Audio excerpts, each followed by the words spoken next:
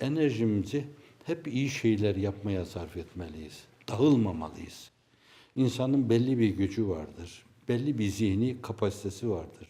Belli bir fikri kapasitesi vardır. Belli bir aklı kapasitesi vardır. Belli bir mantıki kapasitesi vardır. Belli bir muhakemeye ait kapasitesi vardır. Şuraya buraya dağıldığı zaman insan esas yapması gerekli olan konularda yaya kalır. Yapamayabilir onları. Bu açıdan da ille de beğenecekler sizi, beğenmeyecekler, takdir edecekler, edemeyecekler, teveccüh edecekler, edemeyecekler. Bunlara bakmamalı bence. Elimizden geliyorsa biz susuz çöllerde su olalım ve ırmaklar gibi çağlayıp duralım. İsterse başkaları zehir görsün onu, içmesin. Biz ayaklar altında hep toprak olalım. Toprak ol, toprak ki gül bitresin. Biz toprak olalım, mümbit toprak olalım. Birileri o toprağı mümbit görmeyip tohum saçmayabilir. Saçmazsa saçmasın. O mümbit toprağa biz elimizde olan tohumları saçalım. Birileri onu timar etmezse etmesin. Biz bulut olup insanların tepesinde hep onlara gölge yapalım. Sonra yağmur damlaları halinde başlarından aşağıya inelim. Onlar o mevzuda o suyu değerlendirme adına barajlar yapsınlar, yapmasınlar. Ona takılmayalım, kalmayalım. Biz sözün en suzişisini, en suzişi namelerle dile getirelim. Birileri kulaklarını ona tıkasın ve gözlerini size kapasın. Kale almayalım. Hep suzişi namelerle, suzişi bestelerle onlara suzişi nameler dinletmeye çalışalım. Biz kalemi elimize alalım. İhlas edalı, ihlas renkli, ihlas desenli, ihlas şiveli beyanlar döktürelim. Murad-ı ilahi bunun zemini olsun.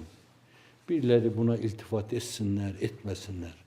Bugün olmasa yarının insaflı nesilleri teveccüh edip onlara sahip çıkabilirler. Biz ayaklar altında ezilen toprak olalım. Yüzümüzü yerlere sürelim.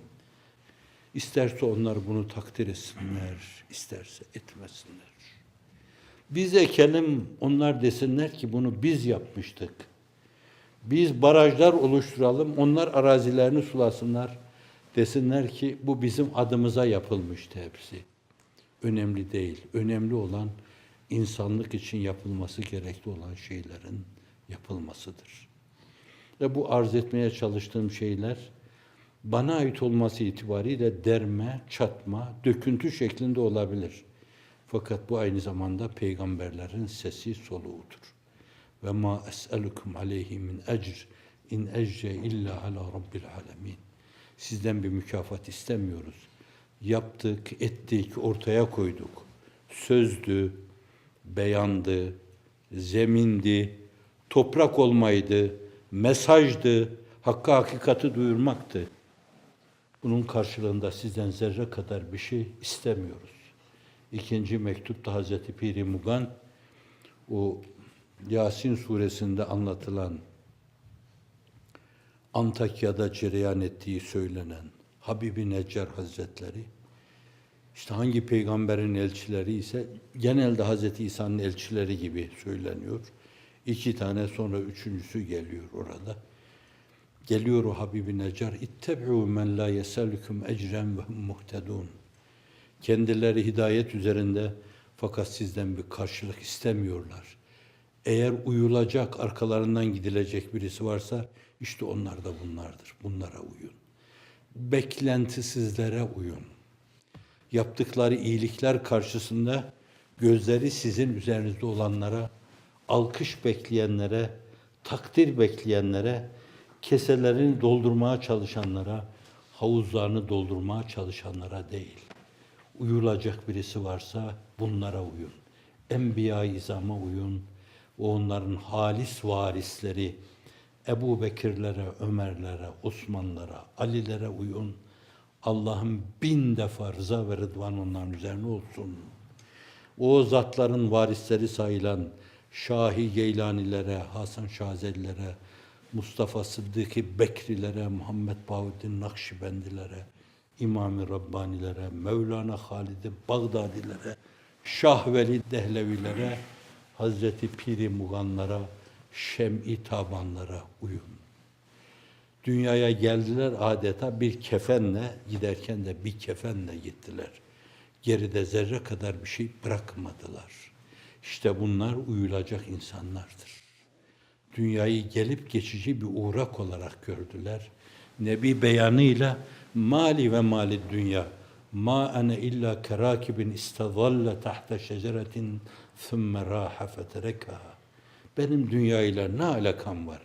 Benim dünyayla münasebetim bir ağacın altında muvakkaten istirahat edip göç edip giden bir insan gibidir. Bir insanın haline benzer diyor. Böyle yaşayanlara uyun, böyle yaşayanlara uyulmalıdır.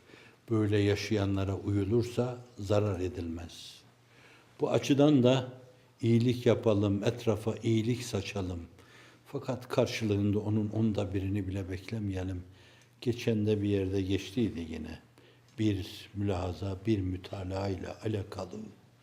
Efendim, yaptık iyilik, bu tıpkı sadaka verme gibi, zekat verme gibi, iyilikte bulunma gibi, birini bir eve kavuşturmak gibi, birinin evine bir yol yapmak gibi, bütün bunları yaptıktan sonra ama kavli, ama fiili, ama tavırlarla, ama davranışlarla gözünün içine bakarken mimiklerinle ben sana yol yapmıştım.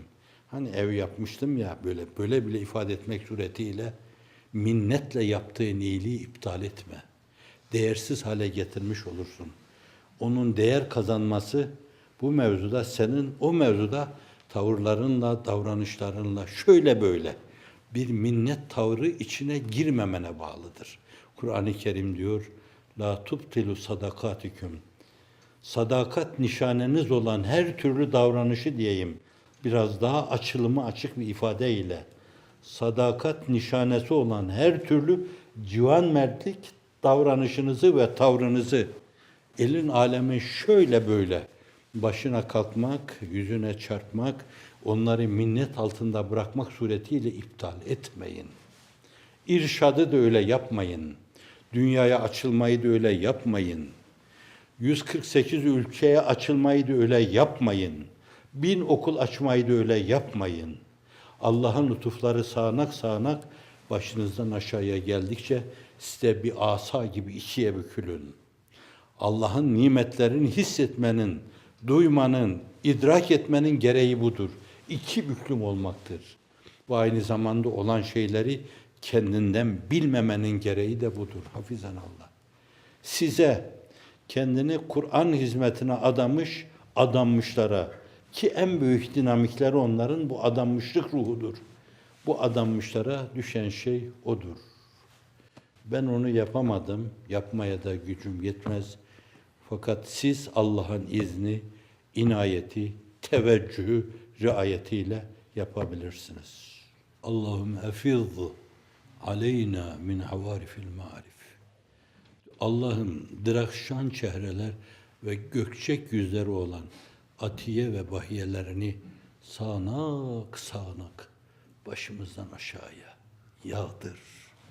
Yağdır Allah'ım, yağdır ki yağdırdığın şeylere helmin mezit mülahazasıyla doymayan fakirleriz bizler.